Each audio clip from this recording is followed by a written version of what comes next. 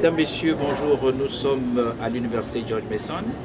Nous sommes avec le professeur Hubert Monodjana, professeur des universités. Bonsoir, professeur. Bonsoir. Comment se passe votre séjour aux États-Unis? Ça se passe merveilleusement bien. Ça se passe merveilleusement bien. Alors, pour ceux de nos amis fidèles auditeurs qui ne connaissent pas le professeur Hubert Monodjana, c'est un grand professeur des universités. Je vais me faire le devoir de donner un peu son parcours. Le professeur Hubert Monodjana a eu tous les diplômes, depuis le CEPE jusqu'au diplôme universitaire le plus élevé, c'est-à-dire le doctorat d'État, 3e cycle, et une attestation en organisation scientifique du travail OST. C'est bien cela? Très bien. Alors, en termes d'expérience professionnelle, il a été professeur dans les lycées camerounais et français. Cela se passait à Bafoussam. Non, cela se passait à Bafoussam, à Yaoundé. Et puis le lycée français, c'est à Yaoundé. Voilà. Le lycée français, comment ça s'appelle encore à Yaoundé? Fustel de Coulanges. Alors, il a par ailleurs été censeur au lycée d'Akonolinga, professeur de l'université de Yaoundé depuis 1979, c'est bien cela? Depuis la rentrée scolaire 79-80. Rentrée scolaire 79-80. Ensuite, il a été secrétaire à la communication et à la culture. Ça, c'est au comité central. Le comité central du RDPC, parti au pouvoir. Parti au pouvoir, c'est-à-dire le Rassemblement démocratique du peuple camerounais. Et ensuite, vous avez été chef du département de philosophie à l'université de Yaoundé en 1983. Non, en 1993. En 1993. Je venais de quitter le comité central. Vous veniez de quitter le comité central. Ensuite, vous avez été chargé d'études à l'Office du baccalauréat du Cameroun de 96 à 99. C'est nous qui avons lancé l'Office du baccalauréat. C'est vous qui avez lancé. Créé tous les instruments de gestion. C'est vous qui avez créé l'Office du baccalauréat. Et par la suite, vous avez été conseiller municipal pour 3 mandats. C'était dans quelle mairie? C'était dans la mairie d'Obal. La mairie d'Obal. Une commune rurale. Commune rurale. Et vous êtes ancien chef du service de la recherche à l'université de Yaoundé 1, c'est de 99. Parce que le nom avait changé. Oui. En 91, on a procédé à une réforme des universités. Oui. Et là, certaines facultés comme le droit, les sciences politiques, sont allées à soi, l'université de Yaoundé 2. Voilà. Donc les lettres, les sciences, la médecine, nous sommes restés à Yaoundé 1. Vous êtes resté à Yaoundé 1. Alors nous continuons. Ensuite, vous avez été chef du département de philosophie à l'université de Yaoundé 1. Et ensuite, chef de la division de recherche. En 99 maintenant. Voilà. C'est la deuxième fois que je revenais comme chef de département. De recherche. Chef de département de philosophie. Et concomitamment, chef de la division de la recherche. Chef de la division de la recherche et du développement. Oui. Voilà. Et par la suite, vous êtes le président du conseil d'administration de la SOCILADRA, qui est la Société des droits d'auteur. 2 mandats. Oui, 2 mandats à la SOCILADRA. C'est une société de droits d'auteur, de gestion collective du droit d'auteur et des droits voisins. Voilà. Et s'occupant uniquement de la littérature et des arts dramatiques. Parce que la loi de 2000 avait spécialisé les corporations pour permettre à chaque créateur des œuvres de l'esprit de vivre de ses droits d'auteur. Avant, il y avait une société qui amalgamait toutes les corporations possibles. Et là, les artistes, par exemple de la littérature, ne percevaient presque rien. Le mot artiste était réservé uniquement aux musiciens. Quand on disait musicien, on disait artiste. Quand on disait artiste, on disait musicien. On ne savait pas que dans l'art, il y a la littérature, il y a la peinture, il y a la gravure, il y a la danse, même le théâtre, etc. Voilà, nous continuons. Vous avez un résumé ou alors un curriculum vitae tellement long et complet qu'on a de la peine vraiment à se retrouver. Nous allons continuer. Parlons maintenant des sociétés savantes. Vous appartenez au comité africain pour l'étude du Djouché, vous êtes membre. Oui. Qu'est-ce que c'est que le Djouché? Le Djouché, c'est une doctrine d'Extrême-Orient.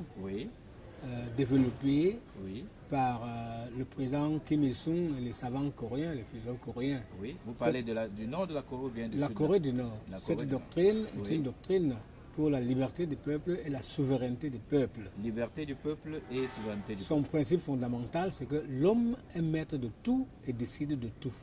L'homme est maître de tout et décide de tout. Ouais. Voilà, c'est ça la philosophie du duty. C'est une grande philosophie du sujet. L'homme est maître de tout et décide de tout. Nous allons parler de cela tout à l'heure, mais nous savons que l'homme est un apprenti, la douleur est son maître et que nul ne se connaît tant qu'il ne s'est pas mesuré à l'obstacle. Voilà, c'est différent, deux philosophies différentes. Il y a une philosophie pour la souveraineté, oui, et une autre pour la servitude volontaire. Voilà. Alors nous continuons. Vous appartenez également à la Cameroon Bioethics Society. Vous êtes le vice-président du comité scientifique. Oui, maintenant c'est devenu le CERB. À savoir le Centre d'études et de recherche en éthique et bioéthique. En éthique et bioéthique. Et ensuite, vous êtes le président et fondateur du Centre camerounais des civilisations asiatiques. Oui. Bon, j'avais créé ce centre en 1996. Oui. Ça n'a pas beaucoup marché. Oui. Je voulais créer une... comment dirais-je, une spécialité dans nos études tournée vers l'orientalisme. Parce qu'il fallait bien que nous puissions nous retourner vers l'Orient. Oui.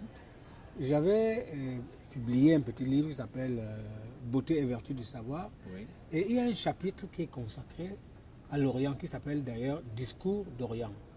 Là, je démontre que d'après une analogie géomorphologique, l'Afrique a une tête.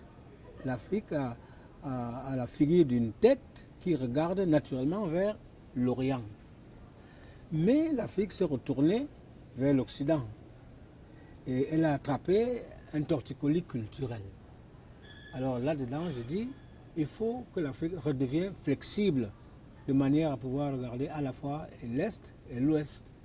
C'est là que vient le mot torticolis culturel. C'est cette période d'orientalisme aussi qui m'a amené à étudier la philosophie du Juche, qui ressemblait fortement à la philosophie du sujet, développée par la philosophie occidentale. Nous allons revenir à la géomorphologie tout à l'heure. Alors, vous êtes également, vous appartenez à l'Observatoire camerounais de la mondialisation.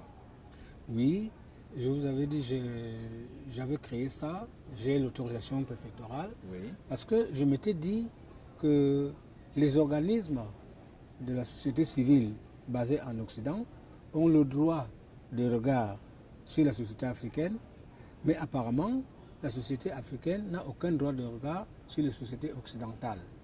J'ai donc créé cette société, cet observatoire de la mondialisation, pour que nous puissions, nous aussi, regarder ce qui se passe, par exemple, dans les élections en Occident. L'élection présidentielle en France, l'élection présidentielle aux États-Unis. Pourquoi ne viendrions-nous pas observer et faire des remarques utiles quant à la procédure, si elle est convenable ou non? Donc je voulais là travailler là dans le sens de la réciprocité dans les sociétés de droit civil. Et vous avez essayé de contacter les Nations Unies dans ce sens-là pour que vous puissiez avoir cette possibilité d'être observateur des élections dans les autres pays du monde? Non, on n'a pas contacté les Nations Unies. Et voilà, nous allons y parler tout à l'heure. Alors vous êtes parrain de l'action de diffusion de la francophonie. Oui. Et membre du comité de pilotage PRO-ACT-P, qui est le programme d'appui à la composante technologie et professionnelle de l'enseignement supérieur. Oui, c'était un mouvement qui était essentiellement précaire et temporaire. Oui. Il fallait lancer le développement des universités camerounaises. Oui. Et en tant que syndicaliste, j'avais été intégré par le ministère de l'Enseignement supérieur à cette composante. Bon, malheureusement, le projet est fini et ma participation aussi s'est arrêtée là. Voilà. Vous parlez letton, est-ce que vous pouvez dire un mot en letton? Me connais. Vous parlez le français, c'est bien le français que nous parlons. Oui, c'est le français. Vous parlez également espagnol. Buenos días. Buenos días, señor. Comment te va, señor? Normal. Muy bien. Et vous parlez également l'anglais? Bless God America. Okay. God bless America. God bless America. Thank you so very much. Alors, nous allons nous entretenir aujourd'hui sur beaucoup de choses. Vous avez écrit de très nombreux livres. Nous avons parmi vos livres la philosophie négro-africaine. C'est un des livres que vous avez écrit. Oui. Vous avez par ailleurs écrit un autre livre qui s'appelle Le mensonge en politique. Nous allons aborder cela. Vous avez écrit un autre livre intitulé Dialogue avec Hubert Monondiana. Ce fut là une grande interview de la part d'un communicateur camerounais qui voulait qu'on fasse le point sur la science, sur l'idéologie et sur la politique. Voilà, nous allons revenir dessus. Vous avez écrit un autre livre intitulé Les vampires du Godstan. Les vampires du Godstan. Comment vous avez pu faire pour les voir? Les vampires vivent avec nous, parmi nous. Voilà. Tous les jours. Vous les connaissez aussi. Les vampires vivent avec nous et avec nous. Alors, vous avez écrit un autre livre intitulé Beauté et vertu du savoir. Oui. C'est un très beau titre, Beauté et vertu du savoir. Oui, j'ai fait ce livre parce que j'avais eu des difficultés à devenir maître de conférence. Oui. J'étais qualifié pour devenir maître de conférence, mais je ne le suis pas devenu à temps. Alors quand je le suis devenu, j'ai fait une très grande fête avec une conférence inaugurale du grade de maître de conférence. Ça s'est transformé en ce petit livre. Alors, nous allons prendre la peine de lire l'ensemble de ce que vous avez fait comme ouvrage. Ils sont nombreux. Nous allons les citer l'un après l'autre. Que vous avez écrit les paradoxes, qui est un essai sur les contradictions du sens commun, la philosophie en raccourci, considérations actuelles sur l'Afrique, pour nos auditeurs qui puissent savoir. C'est un ouvrage en collaboration avec Joe Mole, avec le professeur, qui est l'un de nos plus grands philosophes aussi. Voilà, avec la collaboration du professeur Ebenezer Djomwile. Vous avez écrit L'idée sociale chez Paul Biya. Ensuite, vous avez écrit De l'ethnofascisme dans la littérature politique africaine pour comprendre le libéralisme communautaire. Révolution et création, essai sur la philosophie du Djoutier. La mutation, essai sur les changements politiques au Cameroun. L'écume des tontines, sur l'écume des tontines, autant pour moi, qui est une dissertation sur la crise économique et sociale. Les proverbes de Paul Biya. Les chansons de Sodome et Gomorrhe, qui est une analyse politique. À la tombée du jour, moi je pensais qu'on disait à la tombée de la nuit ou bien au lever du jour. Non, ça se dit. Vous avez parlé à la tombée du jour. À la tombée du jour, ça se dit. À la tombée du jour. Par exemple, André Glucksmann. Donc, soleil couchant, c'est ça? Oui. Voilà. À la tombée du jour, qui est une problématique, théorie et pratique de la philosophie africaine. Nous allons aborder tout cela. Les auditeurs aimeraient en connaître davantage, tout comme les téléspectateurs. Vous avez écrit Panorama de la philosophie camerounaine, qui est ce livre très très beau, très intéressant. Panorama de la philosophie. Oui, ce livre était pour moi une nécessité primordiale. Parce que les philosophes africains, et plus particulièrement camerounais, ne se connaissent pas beaucoup. Et il me semble qu'ils ne font pas l'effort de connaître les autres, pas plus qu'ils ne se manifestent eux-mêmes. Alors j'ai tenu à écrire ce livre pour l'édification de nos jeunes philosophes apprenants. Il faut qu'ils sachent au Cameroun qui est philosophe et qui a écrit quoi. Par exemple, quand un jeune Camerounais vient ici aux États-Unis, on peut lui demander quels sont les philosophes de son pays. Et il vivra là une véritable colle. Alors j'ai donc écrit ce livre pour que les étudiants camerounais connaissent quels sont leurs philosophes et pour que les philosophes camerounais se connaissent entre eux-mêmes. Parce que entre eux, il existe une sorte d'indifférence réciproque qui ne se justifie pas et qui n'est pas normale. Il faut qu'il y ait un dialogue pour que la philosophie puisse se développer à travers des débats contradictoires. Débats contradictoires. Nous allons aborder tout cela. Alors, après le panorama de la philosophie camerounaise, vous avez écrit l'essentiel, quand on a tout oublié. Et vous avez écrit l'histoire de la philosophie africaine. Et en littérature, vous avez de très nombreux livres. Nous prenons la peine de les parcourir. Vous avez écrit Échec, échec, échec. C'était une pièce de théâtre, oui. Voilà. Sur un chèque sans provision. Voilà. Ensuite, vous avez écrit Vice Versa. Oui. Vice Versa, c'est l'histoire de deux couples qui se fréquentent. L'un vit la vie traditionnelle et l'autre vit la vie excessivement moderne. Alors quand ils sont face à face, les uns veulent imiter les autres parce que c'est là l'idéal. Et vice versa. Les modernes veulent bien imiter les traditionnalistes. Les traditionnalistes trouvent que la vie moderne est meilleure. Alors quand ils décident de se rencontrer, ils décident de s'imiter pour que à la prochaine rencontre, les uns admirent comment les autres sont devenus comme eux. Malheureusement, le même contraste demeure parce que les uns ont traversé la frontière et vice-versa. Et l'autre vit la vie excessivement moderne. Alors quand ils sont face à face, les uns veulent imiter les autres parce que c'est là l'idéal et vice-versa. Les modernes veulent bien imiter les traditionnalistes. Oui. Les traditionnalistes trouvent que la vie moderne est meilleure. Alors quand ils décident de se rencontrer, ils décident de s'imiter. Pour que à la prochaine rencontre, les uns admirent comment les autres sont devenus comme eux. Malheureusement, le même contraste demeure parce que les uns ont traversé la frontière et vice-versa. Les uns ont traversé la frontière et vice-versa.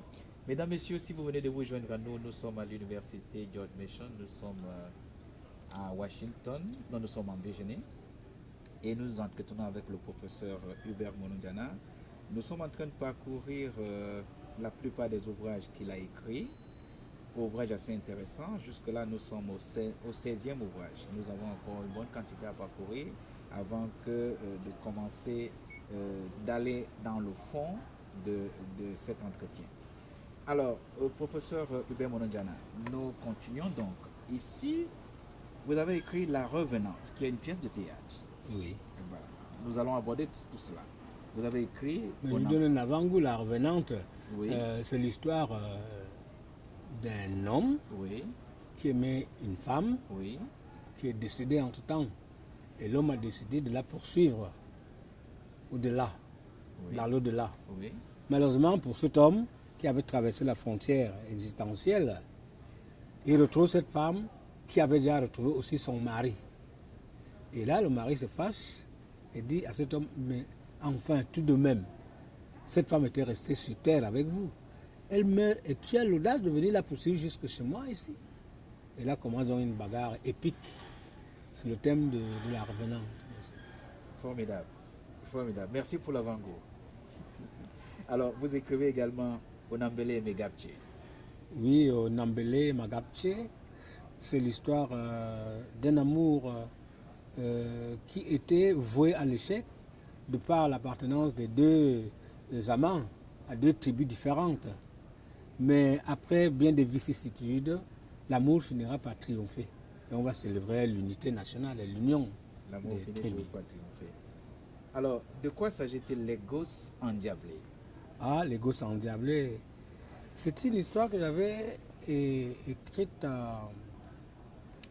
en 1977. Oui. 78, je crois. Oui. L'année internationale de l'enfant. Alors, je me suis dit, si c'est l'année internationale de l'enfant, il faut bien que les enfants prennent le pouvoir.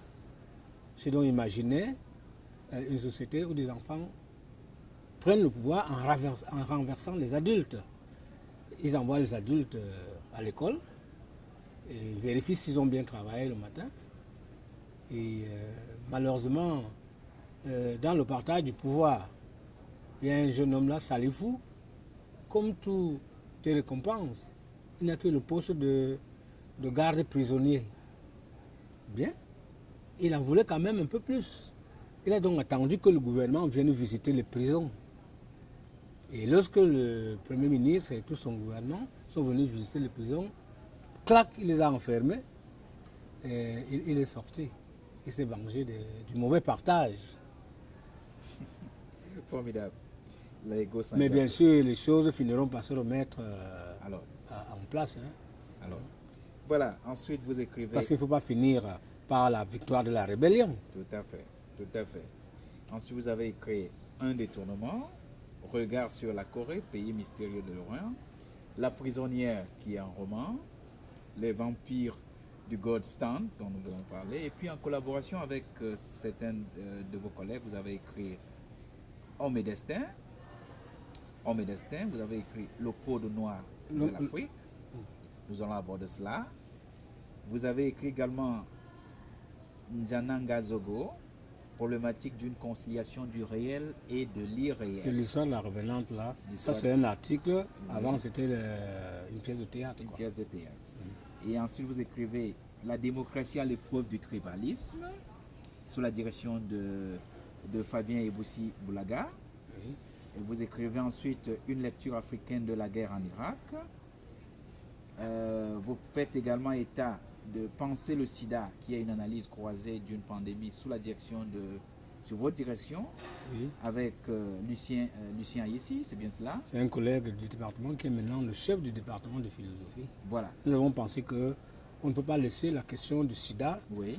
aux scientifiques purs. Voilà. La question du sida comporte une incontestable dimension sociale, Oui. dont les sciences humaines avaient essayé de traiter.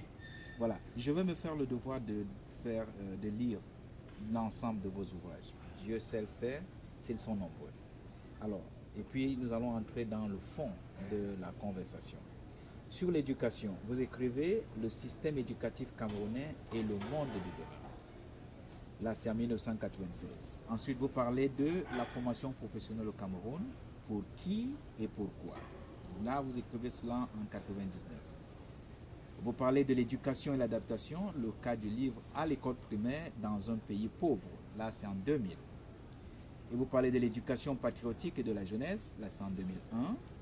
Et sur la philosophie didactique, vous avez écrit sur le débat sur le genre littéraire philosophique. Là, c'est en 2000.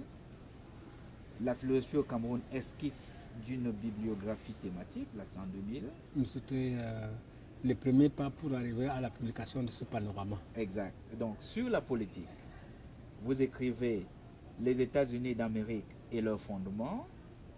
Ensuite, vous écrivez aussi la vie politique nationale au cours du prochain millénaire. Vous parlez de citoyens, la commune, la politique et nous. Là c'est en 2000. Voilà. Et vous avez écrit également sur chefferie traditionnelle et pouvoir moderne, une incestueuse cohabitation. Et là, c'est à Monatélé. Oui. Voilà. Et après, vous parlez du mariage et intégration nationale. Et c'est sur la fonction politique de l'institution matrimoniale. Vous écrivez cela à Limbé en 2000. Et c'était lors du FENAC. Ensuite, vous écrivez la terre ancestrale et le domaine national. Là, c'est en 2000. Et sur le monde, vous avez fait une très importante et nombreuse publication sur le monde. Alors, sur le monde, vous dites le millénium. C'est ce que vous avez écrit. L'histoire naturelle et artificielle. L'histoire naturelle et artificielle de l'an 2000 de l'américain Stephen Jay Gould. Une insondable signification du temps. Ça, c'est en 99. Oui, on était en train de passer à l'an 2000. À l'an 2000. Il avait, Stephen Jay Gould avait écrit un très beau livre, qui s'appelle simplement Millennium. Millennium. Donc, et ensuite, vous avez écrit Culture française et destin de l'humanité. Oui. Vous écrivez ensuite Approche de la culture africaine à l'ère de la mondialisation. Et vous avez le dépassement éthique, esquisse d'une théorie de l'identité. Le dépassement ethnique. Oh, le dépassement ethnique, Oui. esquisse d'une théorie de l'identité, autant pour moi. Vous écrivez Enjeux et défis de la mondialisation, Entrée dans la vie et sélectivité, le procès de l'eugénie. Enjeux de la mondialisation, ça c'était la grande conférence à l'occasion du sommet France-Afrique en l'an 2000. En l'an 2000. Oui. Voilà. Et ensuite, vous dites Entrer dans la vie et sélectivité, le procès de l'eugénisme dans le rite Sceaux. Et là, nous sommes là en bioéthique. Doit-on sélectionner? Aujourd'hui, vous avez le même problème dans les laboratoires modernes de biologie moléculaire. Oui. Et nous, on avait une façon de sélectionner aussi les gens, c'est-à-dire à travers des cérémonies d'initiation extrêmement rudes, où la sélection était radicale. Les plus inaptes finissaient par mourir, par être tués dans la forêt. Ouais. Et seuls les plus aptes revenaient au village parce que capables de défendre la lignée. Voilà. Alors c'est une question de bioéthique. Doit-on éliminer? Ce qui m'amène donc à lire un autre livre dont vous parlez. Vous avez dit Culture bantou, développement et gouvernance. Ça, c'était lors du Festival national des arts et de la culture à Ebolova en 1998. Oui. Vous dites la philosophie d'espoir d'Angers Belvin, c'était au cours des semaines culturelles d'Angers Belvin. Oui. Vous écrivez Peut-on penser la bioéthique, qui est une esquisse d'une adaptation du MENOM, Journée nationale de bioéthique. Oui, nous avons fait la bioéthique avec Angers Belvin. Voilà. Et le jour où on l'a assassiné, vers les 20h, nous avons travaillé tout l'après-midi, lui et moi, dans son domicile où il a trouvé la mort. On s'est séparés vers 17h. Il m'a raccompagné de celui sur la route de Kola à l'entrée de la Cité Verte. Oui. Et je lui avais dit que je n'avais pas de voiture, bien sûr. Je lui avais dit, mon père, il faut me laisser ici, je saurai me débrouiller en taxi. Il dit, non, non, il y a les policiers devant nous, je dois traverser ces policiers. Si je te laisse devant, ils vont croire que je fuis. N'est-ce pas? Oui. Je me rappelle juste peut-être cette dernière plaisanterie qu'il a faite avant d'aller ramasser la mort dans son domicile. Voilà. Maintenant, vous avez écrit Senghor de gauche, hier, aujourd'hui et demain. Et ensuite, vous parlez... Senghor est un grand spécialiste de Marx. Tout à fait. Donc, j'ai essayé d'analyser le socialisme à sa façon. Socialisme à sa façon. Socialisme africain à sa façon. Ouais. Voilà. Et puis ensuite, vous écrivez Le Père Anjabel Veng, une philosophie de la vie. Là, c'était au cours des deuxièmes semaines culturelles Anjabel Veng à Yaoundé en 1999. Oui. Ensuite, vous écrivez Processus démocratique et sécurité intérieure. C'est une communication à la Fondation Paul Angoela à l'école à l'ENAM en 1999. Oui. Et vous parlez de mondialisation et politique et problèmes éthiques. C'était au cours du colloque l'Afrique face aux défis de la mondialisation. Oui, c'était... Et là, c'est quelque chose de curieux. Oui. Dans ce fameux colloque-là, oui. Où nous préparions le sommet Afrique-France. Oui. Nous avions été invités à préparer l'Afrique face à la mondialisation. Oui. C'était une conférence dévolue à l'Université de Yaoundé 1. J'avais été coopté dans l'équipe qui devait rédiger la présentation de l'Université de Yaoundé 1. Oui. Et au moment de restituer notre conférence, le recteur Tabimanga a présenté ce que nous avions fait. Oui. Et pendant ce temps, moi, j'étais assis à côté d'un directeur du ministère des Affaires étrangères. J'ai pris le dossier qu'il avait, j'ai commencé à feuilleter. J'ai compris qu'on nous avait donné un aspect de ce sommet. Jusqu'à la fin, il y a un aspect qui manquait. J'ai griffonné un bout de papier, j'ai envoyé au ministre de l'Action intérieure par une hôtesse. Il m'a dit, c'est bien, je lui avais dit, monsieur le ministre, on ne peut pas faire un congrès sur la mondialisation sans parler des problèmes éthiques. Alors pendant le cocktail à midi, il m'a dit, bon, j'ai vu ton papier, tu vas donc présenter tout à l'heure, dès qu'on rentre là à 15h. Voilà, j'ai laissé tout ce que je mangeais, tout ce que je buvais, pour aller préparer la communication que je devais faire dans les minutes à venir. Et j'ai fait cette communication, et c'est là qu'une idée lumineuse me viendra à la fin de l'exposé en disant qu'il faut songer à créer un comité mondial d'éthique. J'ai vu ce que les grandes puissances faisaient. Chez nous, nous n'avions pas la capacité de les regarder comme eux pouvaient nous regarder à travers les instruments d'observation. J'ai vu, ils connaissent notre sol et notre sous-sol. Ils n'ont pas le droit, c'est du voyeurisme, n'est-ce pas, électronique. Et j'ai dit que, bon, comme il n'y a rien d'autre à faire, on n'a pas d'armes pour les empêcher de nous regarder. Il faut seulement créer un rempart éthique. Il faut créer un comité mondial d'éthique. C'était donc en septembre. Quand le président de la République est venu ici, à New York, aux Nations Unies, eh bien, il a récupéré cette formule et il a fini aussi son exposé par la création d'un comité mondial d'éthique. Et là, le ministre des Étrangers de l'époque m'a téléphoné de New York en me disant, prof, tiens-toi tranquille, le président a adopté ton idée. Alors, sois prêt à rendre cette affaire opérationnelle. Bon, quand il est venu, je suis allé le voir. Il a demandé à tous ses collaborateurs de me laisser leur téléphone libre, qu'il doit organiser quelque chose. Je téléphonerai partout dans le monde pour organiser ce comité. Et je voulais d'abord donc qu'on crée un comité national avant d'aller parler d'un comité mondial. Nous étions donc en janvier 2000. Quand il rentre de New York, je m'attends donc à participer à une grande aventure, la création d'un comité national, préparant le comité mondial. Et en mars, on a enlevé le ministre Kongsu, il n'était plus ministre des Relations étrangères. Donc c'est mort comme ça.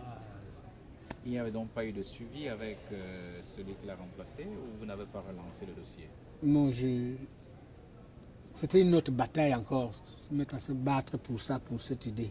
Voilà, nous continuons dans un autre thème maintenant, qui est économétique et Numismatique. numismétique. Économétique et numismétique. Nomisma, en grec, c'est l'argent. Nomisme. Dans la numismatique, c'est l'éthique de l'argent. L'éthique de l'argent. Donc une esquisse d'une éthique bancaire. Voilà. Nous allons aborder cela et vous le faites au colloque en l'honneur du professeur Georges Gango en 2001. Oui. Bien voilà, nous avons essayé d'aborder la plupart des livres que vous avez écrits. Dieu seul sait qu'ils sont excessivement nombreux. Je vais certainement me faire le devoir de lire les plus récents. Ils sont nombreux. Ils sont nombreux. Ils sont nombreux les livres que vous avez écrits. Ils sont excessivement nombreux. Excessivement nombreux. Mais je prendrai la peine quand même pour que nos auditeurs et nos téléspectateurs puissent être au courant de ce que vous avez écrit. En tout et pour tout, et quand nous parcourons cela, nous comptons à peu près 99 entre publications. Publications. Livres et articles, bien sûr. Pourquoi est-ce que vous êtes arrêté à 99? Vous n'êtes pas encore arrivé à 100? Non, je n'ai pas tout. J'ai pas tout recensé. Vous n'avez pas tout recensé? Oui, non. Ça doit atteindre au-delà de 100. Quand même, oui. J'ai travaillé. Vous avez travaillé 39 ans. 39 ans. 39 ans comme professeur, sans changer de métier et sans m'arrêter un seul instant. Je n'ai pas eu d'année sabbatique. Non, j'étais seulement obligé, j'étais comme une machine à travailler. Voilà. Vous étiez comme une machine à travailler. Mais dites-moi, je voudrais vous poser une question essentielle. Au regard de tous les livres que vous avez écrits, et sur la base de la plupart des titres, on a tendance à dire que vous êtes dans la controverse. Est-ce qu'on se trompe? C'est une façon d'être. Hein.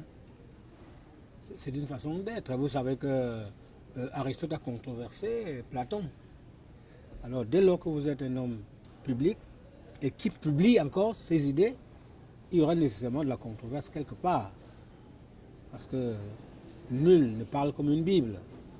Nul ne parle comme une Bible. Alors, cela m'amène à vous poser la question de savoir, vous avez été professeur des universités pendant de nombreuses années.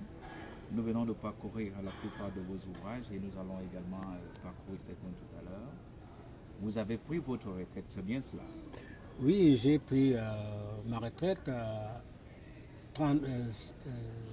65 ans exactement après ma naissance. C'est l'âge légal pour prendre la retraite. Et à cette occasion, je pense que les autorités ministérielles et le collège des collègues a pensé que je méritais le grade honorifique qu'on appelle professeur émérite. Professeur émérite. Donc je suis aujourd'hui professeur émérite. Vous êtes professeur émérite. Alors, je vous pose une question assez importante. Professeur émérite, cela veut dire que vous, pratiquement, vous ne tenez plus la crête, il faut dire cela. Non, le professeur émérite, dans la tradition universitaire, oui. Bon, au Cameroun, on ne respecte pas véritablement les traditions. Et pour cause? Je ne sais pas.